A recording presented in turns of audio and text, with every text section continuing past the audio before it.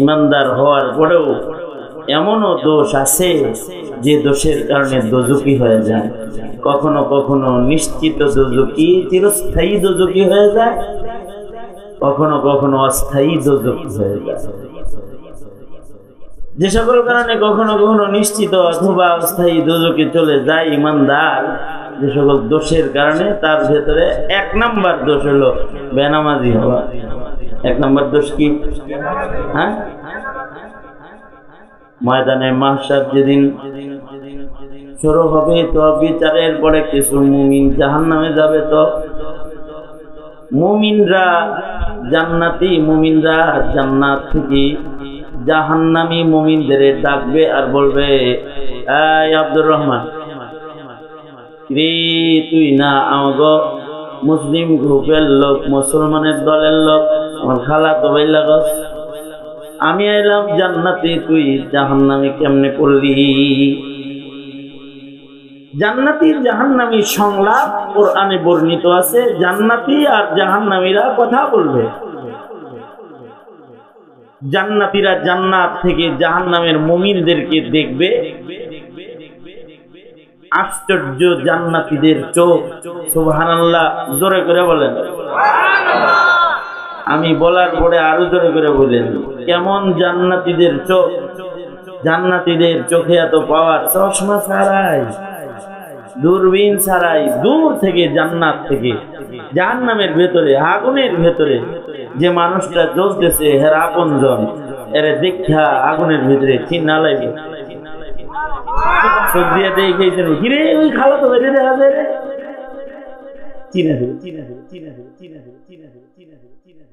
আজব তার মুখের পাওয়ার। জান্নাতি বান্দার মুখের পাওয়ার এত, এখন যদি বিদ্যুৎ চলে যায় অথবা মাইক কানেকশন ডিসকানেক্ট হয়, আমার সামনে যারা আছেন তারা আমার কথা শুনবেন না,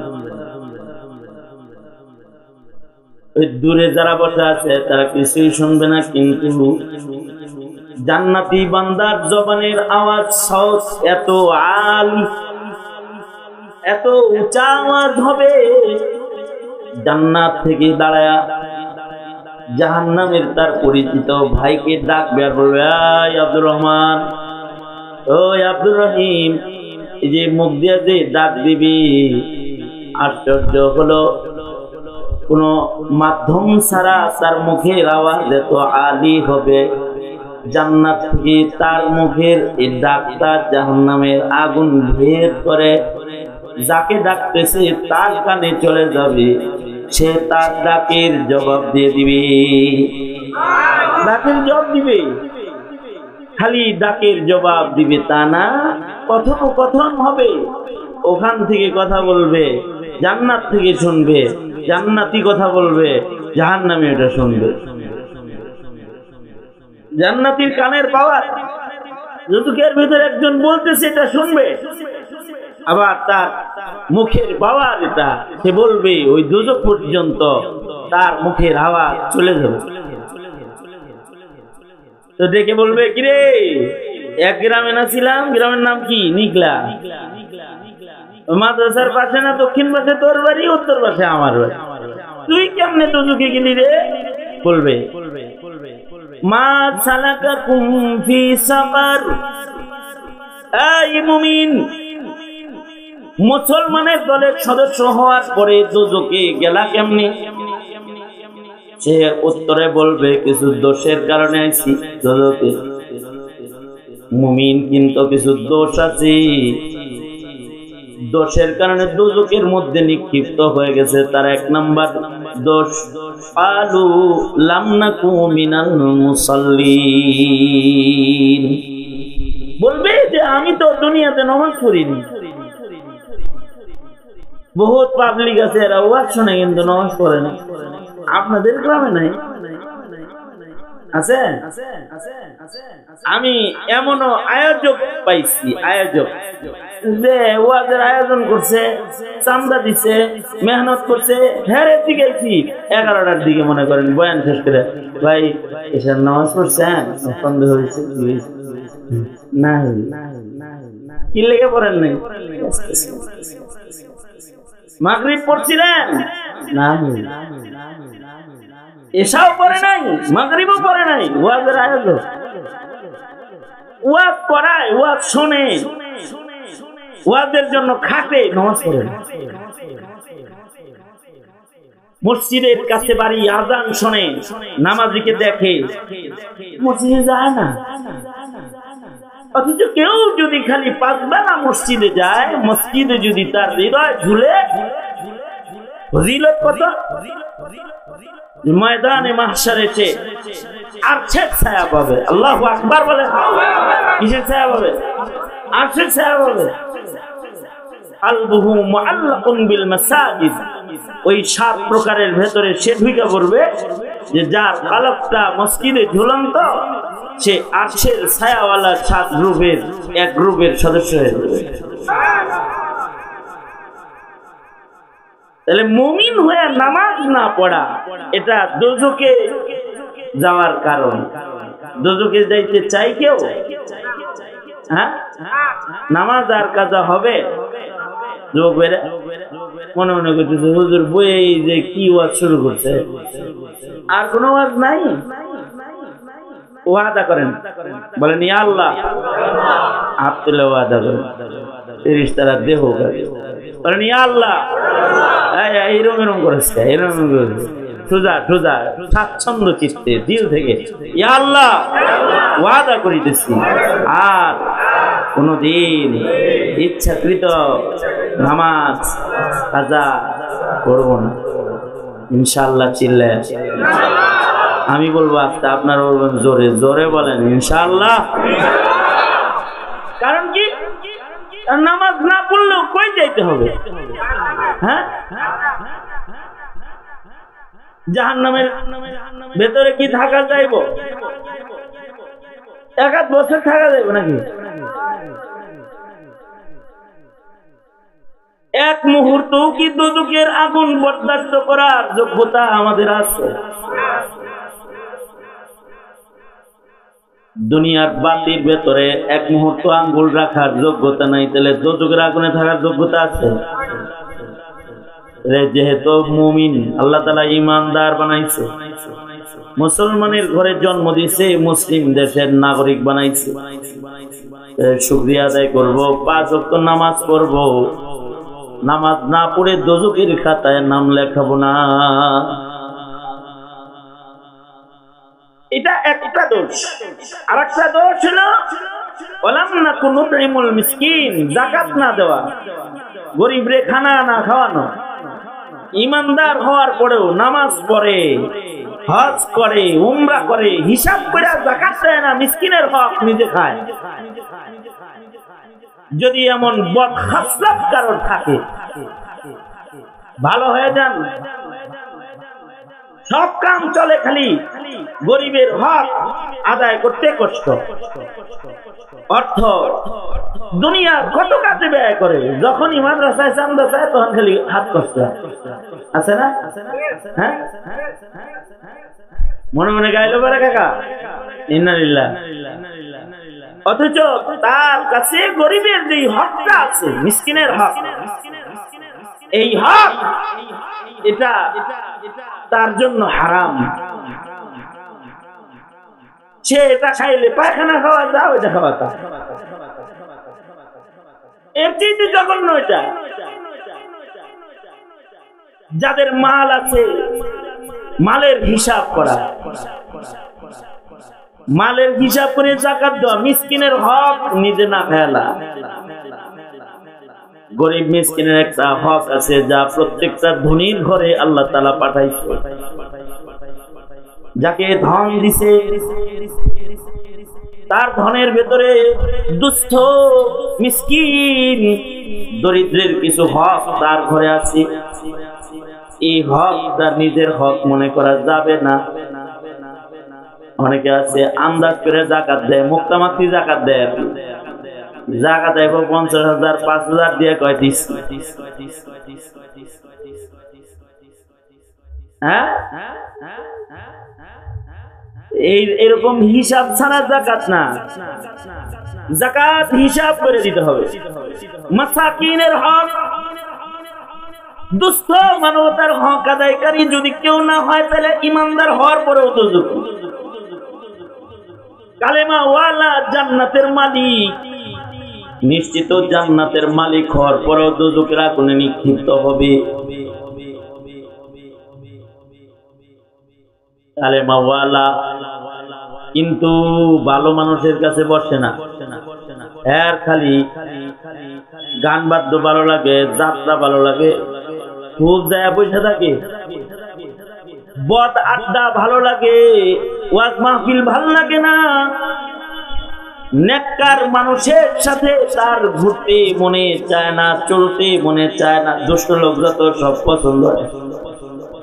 আর নেককার দেখলে পরে গাছ উল্কায় হেরে গাইলায়, দাড়িওয়ালা টুপিওয়ালা দেখতে পারে না, মাদ্রাসার ছাত্র দেখতে পারে না। এরকম মেজাজের মুসলমান আছে না? আছে। এই যে যাদের এই অবস্থা, তারা দোজখের আগুনে নিক্ষিপ্ত হবে। যদি বলা হয় কিরে ভাই দোজখে আইছস কেন, বলবি কুন্না নাখুদু মাআল খায়িদিন, আমরা প্রতারকদের সাথে ঘোরাফেরা করেছি, প্রতারকদের দলের সদস্য ছিলাম, বাটপার দলের লিডার ছিলাম, বাটপারদের দলে চলাফেরা করেছি। এজন্য নেককারদের দলে ঘোরাফেরা করা। এই ভাই ওয়াজ বুঝো আর না বুঝো, ওয়াজ তোমার বুঝে আসুক চাই না আসুক, তারপরেও মাহফিলে যে একটু বসা, কারণ ওখানে কিছু জিকির কারণেওয়ালা বসছে, কিছু নামাজি বসছে, কিছু আল্লাহ আল্লাহ ফিকির কারণেওয়ালা বসছে, তাদের সাথে সামান্য সময়ের চলাফেরাটাও তাদের মাইয়াতের দলিল হবে। ময়দানে মাহশারে আল্লাহ বলবে তুই বুঝিও করে ভালোবাসতি, যা বললো জান্নাতে জায়গা যা, আলমার ও মা আমার না আহাব্বা। এত আলেম ওলামা আসছে এখানে, অথবা ছাত্রদেরকে পাকড়ি দেওয়া হয়েছে, এটা একটা নেককারদের বৈঠক। যাদের নেক মানুষ পছন্দ হয় তারাই ওয়াজ মাহফিলে যায়। এই দেশে শত শত মাহফিল হয়, প্রতি রাতে হাজার হাজার মাহফিল হয়, এটা জেলায় শত শত মাহফিল হয়। মাহফিলে যে লোকগুলা যায়, এই এতটুকু যাওয়াটা, এই যাতায়াতের এই আদতটাও যে এত দামি একটা আদত, এইটার কারণে সে ময়দানে মাহশারে নেককার হিসেবে গণ্য হবে। আর পক্ষান্তরে কিছু মানুষ আছে যারা দুষ্টদের সাথে চলে, তারা দুষ্টদের সাথে দোজখে নিক্ষিপ্ত হবে। তাহলে নেককারকে ভালোবাসা, নেককারদেরকে পছন্দ করা, এটা জান্নাতে যাওয়ার একটা সিফাত। আল মারউ মাআ মান আহাব্বা, যার সাথে যার মহব্বত তার সাথে তার কিয়ামত, যার সাথে যার মহব্বত হবে তার সাথে তার কিয়ামত হাসর হবে। যে যাকে ভালোবাসতো তার সাথে সে আল্লাহর জান্নাতে থাকবে। যদি কোনো নেককারকে কেউ ভালোবেসে থাকে, তাহলে এই নেককারের ভালোবাসা, নেককারের সাথে চলাফেরা, উহিব্বুস সালিহিন ওয়া লাস্তু মিনহুম লাআল্লাল্লাহা ইয়ারযুকুনি সালাহা। নেককার না কিন্তু নেককারের লগে চলে, নেককারকে ভালোবাসে। তুমি শায়খুল হাদিস না কিন্তু একজন হাদিস পড়াই না মানুষকে তুমি ভালোবাসা জানো। তুমি মুফতি সাহেব না কিন্তু একজন ফকিহ মানুষের প্রতি তোমার দিলের টান আছে। এই দিলের টানওয়ালা মানুষ বাংলাদেশে অনেক আছে, নিজে নামাজ পড়ে না কিন্তু ইমাম সাহেবকে কেউ কিছু করলে ওর জিব্বা চিরা আলাদা দিতে চায়, ধরে ফেলতে চায়। কেন? তার ভেতরে একটা নেক মানুষের প্রীতি আছে, ভালোবাসা আছে। এই নেক প্রীতি, নেককার প্রীতি, এটাও নেককারের লোকে জান্নাতে যাওয়ার আবার কারণ হয়ে যেতে পারে। নেককারদের প্রতি ভালোবাসা, ভালো মানুষদের প্রতি ভালোবাসা। এ কারণে কোন সময় কোন নেককারের প্রতি অনীহা ভাব রাখতে নাই, নেককারকে তিরস্কার করতে নাই, দাড়িওয়ালারে তিরস্কার করতে নাই, টুপিওয়ালারে তিরস্কার করতে নাই। মুসলমানের বাচ্চা কোন সাহসে ইহুদ নাসারার তালে তাল মিলায়া দাড়ি টুপির বিপক্ষে কথা কও? মরবা না তুমি? মরবা না নাকি? মরবা তো, যেহেতু মরবা আল্লাহর আদালতে খাড়া হইবা, তো ভালো মানুষগুলোকে পীড়িত রাখো, সম্পর্ক রাখো, দিলের ভিতরে একটু জায়গা তাদের জন্য জায়গা বানাও, তাদেরকে একটু ভালোবাসো। কারোর দিলে যদি নেককারের ভালোবাসা না থাকে তাহলে আল্লাহর রাসূল তারে দোয়া শিখিয়েছে, তুই দোয়া কর, আল্লাহ আপনি আমার দিলে নেককারদের ভালোবাসা দান করেন। এই দোয়া আল্লাহর রাসূল শিখিয়েছেন। এই জিনিসটা তাহলে কত মূল্যবান। আল্লাহর রাসূল দোয়া শিখিয়েছেন, আমার সাথে বলেন আল্লাহুম্মা, আওয়াজ করে বলেন আল্লাহুম্মা ইন্নী আসআলুকা হুব্বাকা, জোরে বলেন হুব্বাকা ওয়া হুব্বা মাই ইউহিব্বুকা। আল্লাহর রাসূল দোয়া শিখাইছেন যে তোমরা আল্লাহর ভালোবাসা চাও এবং হৃদয়ের ভেতরে ভালো মানুষের ভালোবাসাও চাও, হৃদয়ের ভেতরে ভালো মানুষদের প্রতি ভালোবাসা, আলেমদের প্রতি ভালোবাসা, হাফেজদের ছেলেগুলাকে পাগড়ি দেওয়া হয়েছে, ওদের কিরকম দাম, ওদের সিনার ভেতরে লৌহে মাহফুজ করাটা আছে, 30 পারা কালাম ওরা হিফজ করেছে, নিশ্চিত 10 জন জাহান্নামীকে শাফাআত করে ময়দানে মাহশরে ওরা আল্লাহর জান্নাতে নিবে। এই যে একটা পাওয়ারফুল কাফেলা, তাকে তুমি ভালোবাসলে এই ভালোবাসাটা তার সাথে জান্নাতে যাওয়ার বাহানা হতে পারে। আর এই কাফেলার সাথে ঘৃণাটা আল্লাহর কালাম কয় দোজখে যাওয়ার কারণ হয়ে যেতে পারে। খারাপ লোকের সাথে মাইয়াত, খারাপ লোকদের সাথে চলাফেরা করা, রাজনীতি করো, দল করো, মানা করি না তো, তোমার রাজনীতি তুমি করবা, তোমার দল তুমি করবা, করো, কিন্তু বাটুয়ার ছাটুয়ার লোকে চইলা গাঁজা খাওয়া শিখবা না, মদ খাওয়া শিখবা না, জেনাদা বিচার শিখবা না, ইসলামকে গালিগালাজ করা শিখবা না। ইসলামের শ্রদ্ধা ভক্তি নষ্ট হয় এমন কোন নাফরমানের লগে উঠা বসা করবা না, মিয়া এদের সাথে উঠা বসা করবা না। মুসলমানের আওলাদ হিসেবে কিছু ভালো মানুষের লগে উঠা বসা করো, যাদের সাথে চললে উঠলে বসলে ইমানের দরদ বাড়ে, মুসলমানিদের দরদ বাড়ে। বড় অভাব এখন 17 কোটি মুসলমানের দেশ বাংলাদেশ। এই দেশে, এই মুসলমানের দেশে নাস্তিকরা স্বপ্ন দেখে, মুমিনের স্বপ্ন ব্যর্থ হয় আর নাস্তিকদের স্বপ্ন বাস্তবায়ন হয়। এখন কি জন্য হয়? মুসলমানদের হৃদয়ে পীড়িত ঢুকছে ভিন্নটা, ইহুদ নাসারার পীড়িত, খারাপ কাজের পীড়িত, খারাপ কর্ম পছন্দ, ভালো কর্মের অপছন্দ, এগুলো ঢুকে গেছে। অথচ কারো হৃদয়ের ভেতরে যদি ভালো কাজের অনীহা, খারাপ কাজের প্রেম থাকে, এটা তার ভিতরে ঈমান নষ্ট হয়ে যাওয়ার দলিল। আর যদি কারো হৃদয়ের ভেতরে নেক কাজের ভালোবাসা থাকে, নেককারের ভালোবাসা থাকে, নেক কাজ করে তৃপ্তি থাকে, কেউ আকাম করে তৃপ্তি, কেউ ইবাদত করে তৃপ্তি, এই তৃপ্তিটার নাম ঈমান।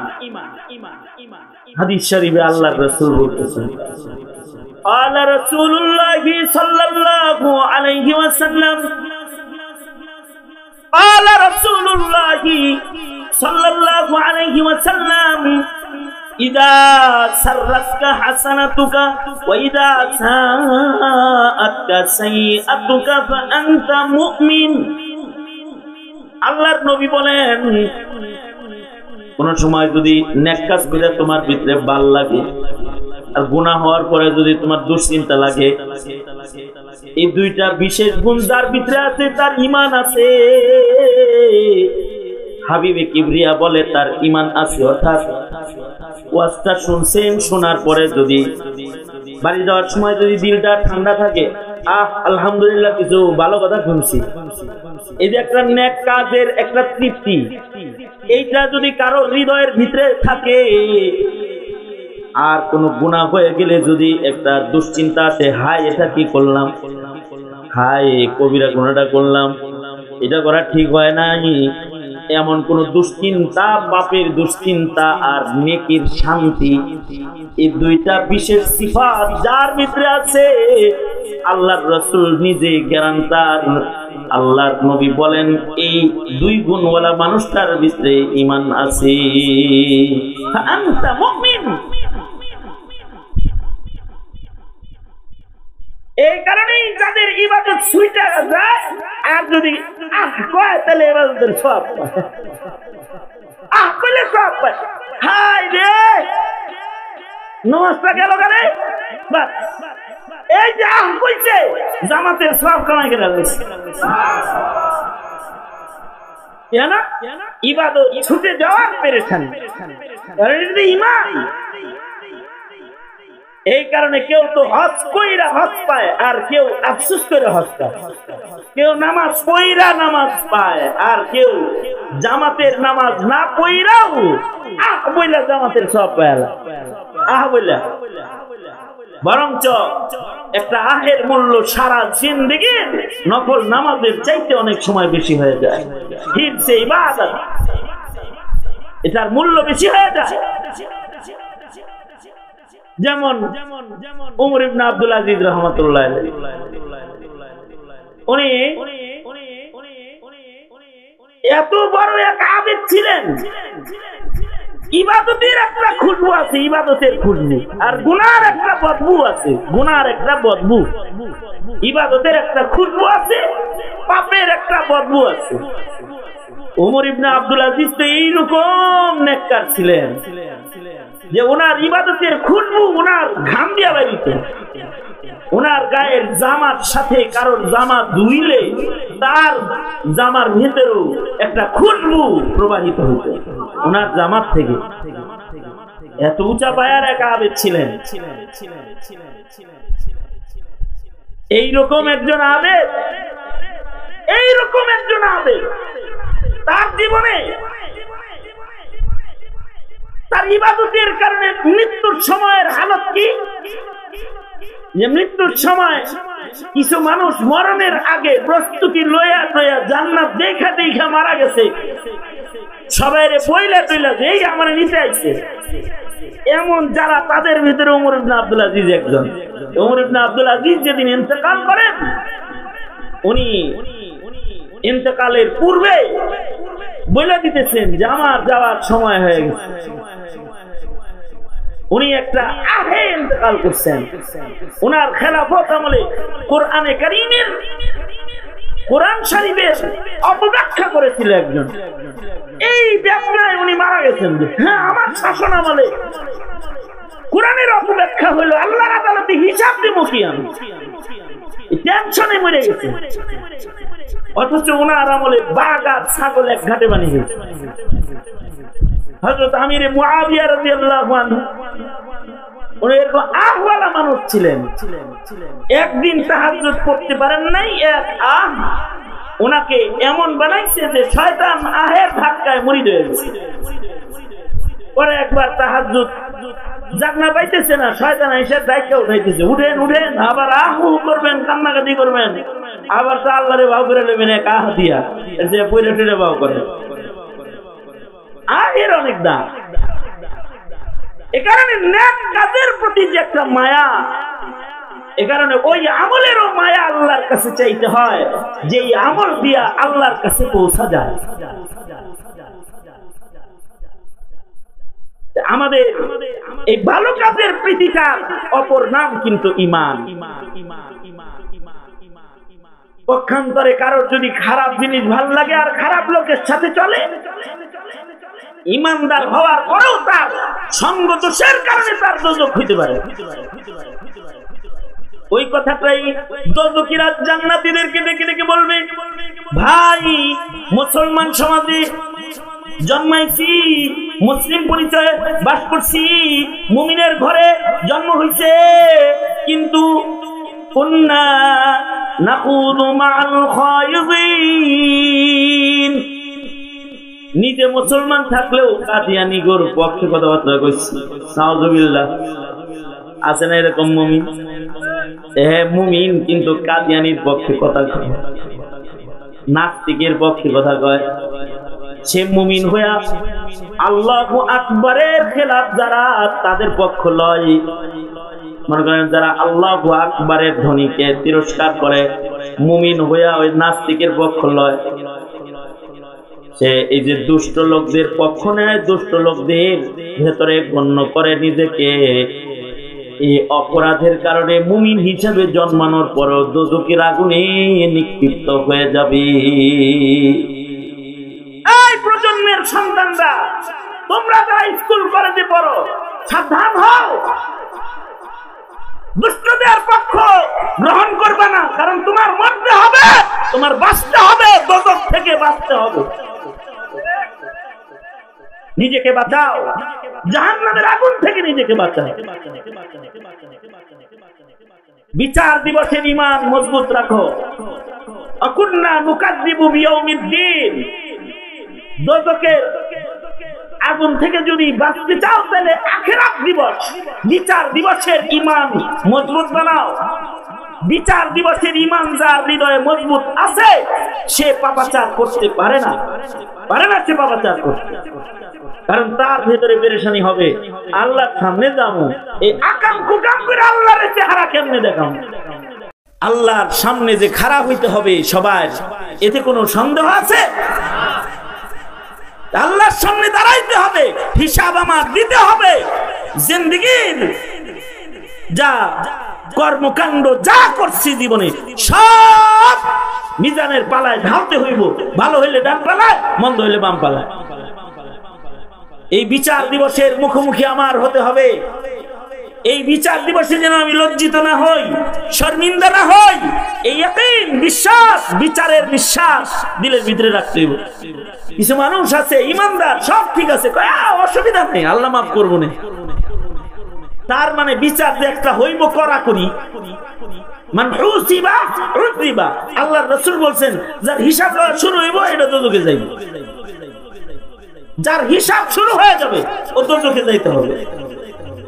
এই কারণে আল্লাহর নবী দোয়া শিখাইছেন যে তোমরা দোয়া করো, আল্লাহুম্মা হাসিবনি হিসাবান ইয়াসীরা, আল্লাহুম্মা হাসিবনি হিসাবান ইয়াসীরা। আল্লাহর কাছে দোয়া করো, গো আল্লাহ আপনি আমগোর হিসাব কিন্তু কঠিন করেন না, আমাদের হিসাব আসান করে দেন। তবে যাদের হিসাব আসান হবে তাদের কিছু কিছু ভালো গুণের কারণে আল্লাহ তখন বলবে এই লোকটা আমার গোলাম, এটারে বাদ দে, এরকম বলবে। যে সকল ভালো ভালো গুণের কারণে আল্লাহ আল্লাহর বান্দার ভিতরে টান দিয়ে নিয়ে হিসাব থেকে তারে বাইর করে আনবে, ওই সকল গুণদের ভিতরে, গুণী মানুষদের ভিতরে একটা গুণ হলো তাওয়াজুর গুণ। কারোর ভেতরে তাওয়াজু আছে, ইনকিসারি হালত আছে, বিনয় আছে, নম্রতা আছে, ভদ্রতা আছে, নম্র ভদ্র স্বভাব আছে। নেকির বালা যদি হালকাও হয়, এই গুণটা এত দামি গুণ, বিনয়ের গুণ এত দামি গুণ। বিনয়ের কারণে আল্লাহ তাআলা বলবে ওর ভিতরে বিনয় আছে, আমার খাস বান্দা, এটারে বাদ দে, তোরা টান দিয়ে ওরে হিসাব থেকে বাইর করে আনবি।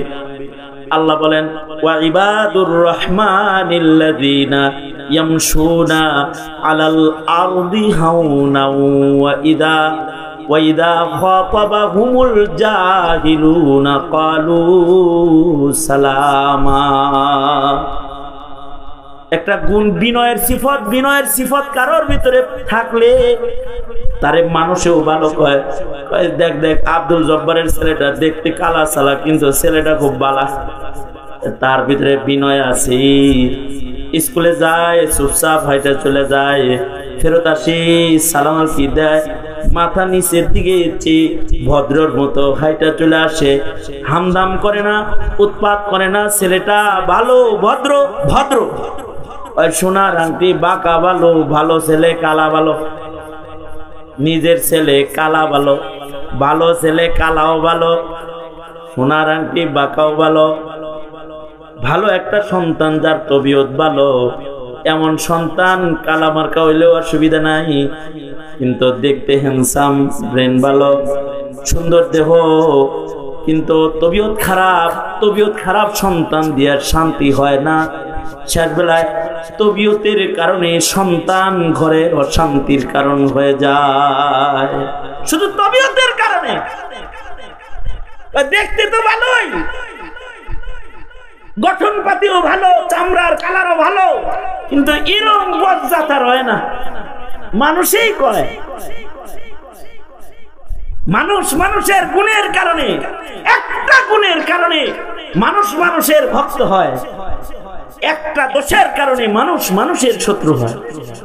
এই কথা বলেন না কেন? ঠিক না? কয়টা গুণ লাগে? ভক্ত হইতে বেশি গুণ লাগে। একটু নম্র ভদ্র স্বভাবের, এ কারণে তার ভক্ত হয়ে যায়। ছেলেটা ভালো, বাস সার্টিফিকেট দিয়ে দিছে।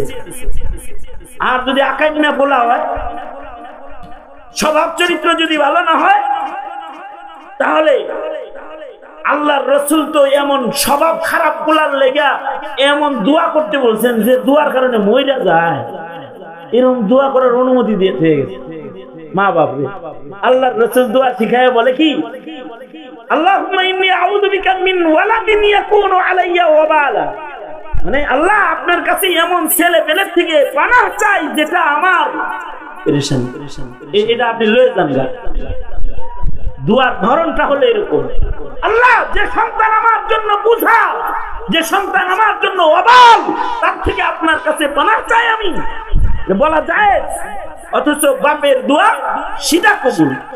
বাপ যদি দোয়া করে, বাবার দোয়া সোজা কবুল হয়ে যায়। দাওয়াতুল ওয়ালিদি আলা ওয়ালাদি মুস্তাজাবুদ দাওয়া, এরা বাপেরা মুস্তাজাবুদ দাওয়া, সন্তানের জন্য যা দোয়া করবে সব কবুল হবে।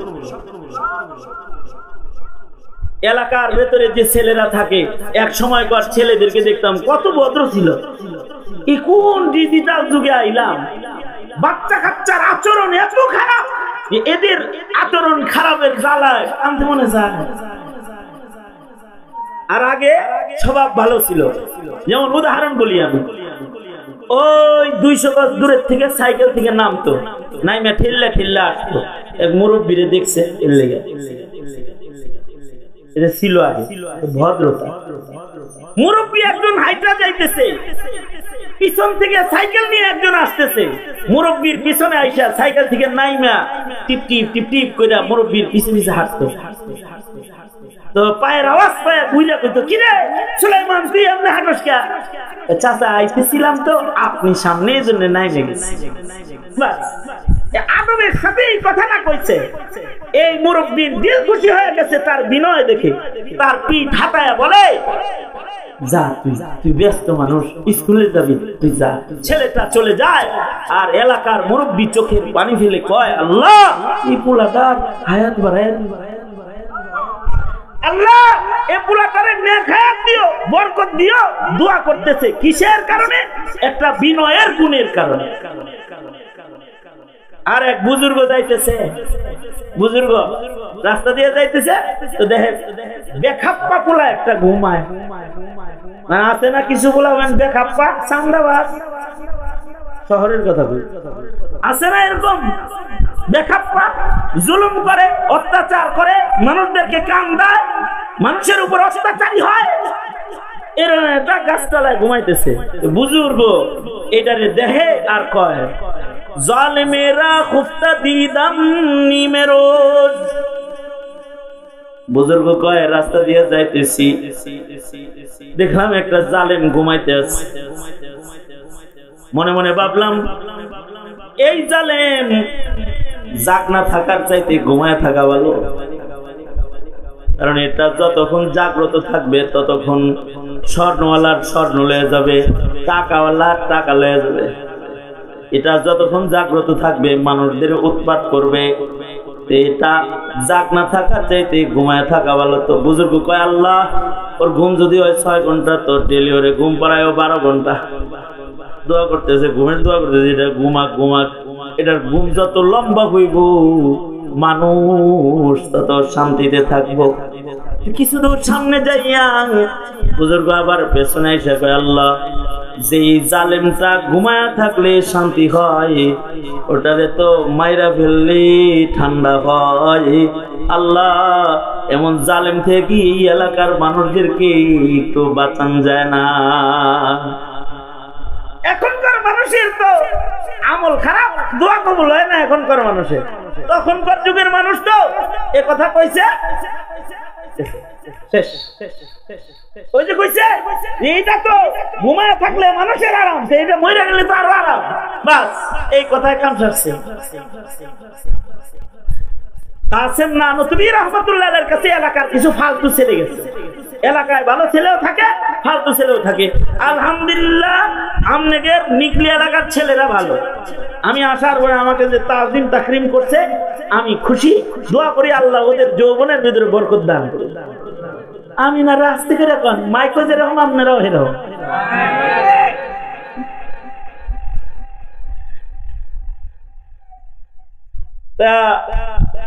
কাসেম নানুতুবি রাহমাতুল্লাহ আলাইহির কাছে আইছে কয়েকজন যুবক, ৫-৭টা। ওদের উদ্দেশ্য হলো মৌলবীকে বেইজ্জত করব, মৌলবীকে অসম্মান করব। আছে না কিছু এরকম? মৌলবী দেখলে অসম্মান করে, এই টুপিওয়ালা, এই তুই এটিতে ভদ্র ভাষা তোর মা বাবার কাছ থেকে শিখিস নাই? এই টুপিওয়ালা, কেন আদবের সাথে ডাক দিতে পারিস না? আগের জমানার ছেলেরা আদবের সাথে ডাক দিত, উস্তাদজি দাঁড়ান, উস্তাদজি বলে ডাকি। মুন্সি মুন্সি ভদ্রটাক মুখে আহে না তোমার? রাগ হইছে কইতেছি আর কি। এই তবিয়তের থাকে কিছু। কাসেম নানুতুবি রাহমাতুল্লাহ আলাইহি, কাসেম নানুতুবি রাহমাতুল্লাহ আলাইহি কে পরিচয় নেন? এই মাদ্রাসাটা যেই মাদ্রাসার সন্তান মাদ্রাসা, দারুল উলুম দেওবন্দ মাদ্রাসার বাণী কাসেম নানুতুবি রাহমাতুল্লাহ আলাইহি, নবীজি যাকে স্বপ্নে দেখায় দিয়েছেন যে এমনি এমনি একটা কওমি মাদ্রাসা করো, আল্লাহর রাসূল দেখায় দিয়েছেন। কাসেম নানুতুবি রাহমাতুল্লাহ আলাইহির ইলমি এবং আকলি এবং সার্বিক মাকাম কি, ওনাকে বলা হয় হুজ্জাতুল ইসলাম। অর্থাৎ এই পৃথিবীতে কিছু মানুষকে হুজ্জাতুল ইসলাম বলা হয়। যেমন ইমাম গাজ্জালী রাহমাতুল্লাহ আলাইহিকে বলা হয় হুজ্জাতুল ইসলাম ইমাম গাজ্জালী। তার মানে হলো ইমাম গাজ্জালী মুসলমান হওয়াটাই দলিল ইসলাম সত্য ধর্ম। সুবহানাল্লাহ, আস্তে করে কোন সুবহানাল্লাহ। কে কে ঘুমাইছেন? হ্যাঁ জানা আছেন তো? কি বললাম? হ্যাঁ ঘুমায় না, এই বালিশ দিয়ে দিলে। শুনেন, হুজ্জাতুল ইসলাম কিছু মানুষকে হুজ্জাতুল ইসলাম বলে। তার ভিতরে একজন ইমাম গাজ্জালী, ওনাকে বলা হয় হুজ্জাতুল ইসলাম। তার ভিতরে একজন কাসেম নানুতুবি, ওনাকেও বলা হয় হুজ্জাতুল ইসলাম। এত বড় শানওয়ালা মানুষ, এই রকম একজন শাইখুল হাদিস, এই রকম একজন আলেম রে বেইজ্জত করার লাগি আদাতল খায়া লাগছে কয়েকটা যুবক। বেইজ্জত দিলে করব কি স্টাইলে? কয়েকজনে মিলা মসজিদ থেকে মুর্দারের খাটা খাটাই না, এই মুর্দারের খাটের ভিতরে একজন রে মাইয়িত বানাইছে, এটারে কাফন করাইছে, এটারে শোয়া আর বাকিগুলা কান্দে কইরা কাসেম নানুতুবি রাহমাতুল্লাহ আলাইহি দরজায় যায় কয় কি, হযরত একটা জানাজা পড়ায়া দেন। জানাজা আনছি। আর হেরে কয়ে আইছে মৌলভী যখন জানাজাটা স্টার্ট দিব, 2 তাকবীর দেওয়ার পরে তুই উঠা দৌড় দিবি। জানাজার মাঝখানে মাইয়িত উঠা দৌড় দিলে পরে একটা বেজ্জতি এলো না, এই বেজ্জতিটা কইরা ঘুমাইছে। বাস একটারে মাইয়িত বানায় খাটে শুয়াইছে, বাকিগুলা কান্দে করে আইনা কাসেম নানুতুবি কয়, হযরত জানাজা কিজিয়ে, এই জানাজার নামাজটা একটু পড়ায়া দেন। কাসেম নানুতুবি বলে, এরও জানাজা পড়তে হবে? ওনার তো কাজ হয়ে গেছে, এরও জানাজা পড়তে হবে? অর্থাৎ এই জীবিতরারও জানাজা পড়তে হইব? জি হযরত, এর জানাজাটাই পড়ে দেন। এর জানাজা পড়ব? জি হযরত, পড়েন জানাজা। জানাজা না পড়াইলে দাফন করবো কেমন? তাড়াতাড়ি করেন, জলদি জানাজা পড়া সুন্নাত, তাড়াতাড়ি জানাজা পড়া। কাসেম নানুতুবি রাহমাতুল্লাহ আলাইহি উনি জানাজা পড়াইতে মাইয়িতের সামনে আইছেন। জানাজাতে এমনি পড়ায় 4 তাকবীরে, উনি পড়াইছেন 5 তাকবীরে। পয়লা তাকবীর দিবেন আল্লাহু আকবার, পয়লা তাকবীরে কামজিনি। তার মানে পৃথিবীর মাটিতে এমন কিছু মানুষ আছে গো, লাউ আকসামা আলাল্লাহি লা আবাররা, তাদের মুখ কাফি, মুখ দিয়ে তারা যদি কিছু কয়, আল্লাহর রাসূল হাদিসে বলে তাদের মুখের কথার এত দাম যে তাদের মুখের কথা পুরা করার জিম্মাদার আসমানের মালিক আল্লাহ হয়। ইসলাম আল্লাহু আকবার বলছেন, আর আল্লাহ তাআলা কবুল করে লইছেন। আল্লাহর কয়, আল্লাহ গো, জীবিত মানুষের জানাজা বুঝি কাজকে দিয়ে পড়াইবা, ওর চেয়ে জানাজা পড়াইবার ব্যবস্থা কইরা দাও, জিল্লত করো না, নায়েবে নবীরে জিল্লত করো না। বাস মাইত হয়ে গেছে, 4 তাকবীরে জানাজা, বাকি তাকবীরে জানাজা পড়তেছে। পিছনে যারা খাড়া ওরা চিন্তা করতেছে, কিরে মাইয়ে দুইটা দৌড় দেয় না কেন, উড়ে না কেন? বললাম 2 তাকবীর দেওয়ার পরে দিবি দৌড়, এখনো পর্যন্ত নড়ে চড়ে না, ওঠে না কেন? কিন্তু উঠে নাই, মাইত তো মাইত হয়ে গেছে। জানাজা শেষ করে আছেন না নতুবি বলে, জানাজা হক আদায় করে পড়ে দিয়েছি, যাও যাও জলদি দাফন করে লও, যাও দাফন করবে। কিছু কিছু মানুষের জন্য মানুষের বদদুয়া এসে যায়, কি কারণে? স্বভাব দোষে, অনেক স্বভাব দোষে, আচরণ দোষে। এ কারণে যুব সমাজ কোন মুরব্বীর বদদুয়া লইবা না, স্বভাব দোষে। বিনয়ের গুণ হাসিল করো, আমল কিছু কম হইলেও আল্লাহ কইব এটা আমার গোলাম, ছেড়ে দে। কিছু কিছু ভালো গুণের কারণে, ভালো আখলাকের কারণে আল্লাহ তাআলা মানুষদেরকে নাজাত দান করবে। তার ভেতরে একটা ভালো আখলাক, তাওয়াজু, ইনকিসারি, সুন্দর আখলাক। সবরের গুণের কারণে আল্লাহ তাআলা মানুষদেরকে মাফ করবে। কেউ গাল দিলে পাল্টা গালি দেয় না, যেমন মৌলবীদেরকে যখন গাইলে কেউ, মৌলবীরা কি পাল্টা গাইলে কেন? হের মুখে কি সুই সুতা ছিলানো আছে? আখলাকের সিলি আছে, এ কারণে দেয় না।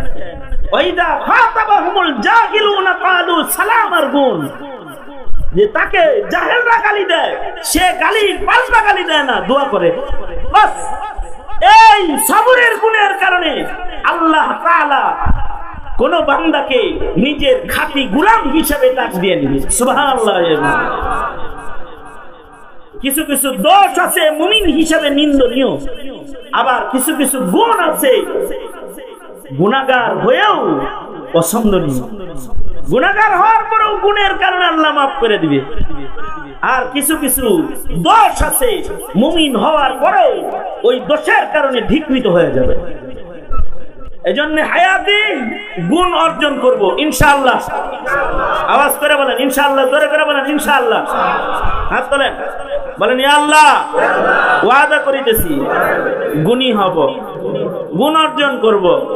ইয়া আল্লাহ, ওয়াদা করিতেছি 5 ওয়াক্ত নামাজ আদায় করিব, রমজান মাসে রোজা রাখিব, যাকাত ফরজ হলে যাকাত দিব, হজ ফরজ হলে হজ করব।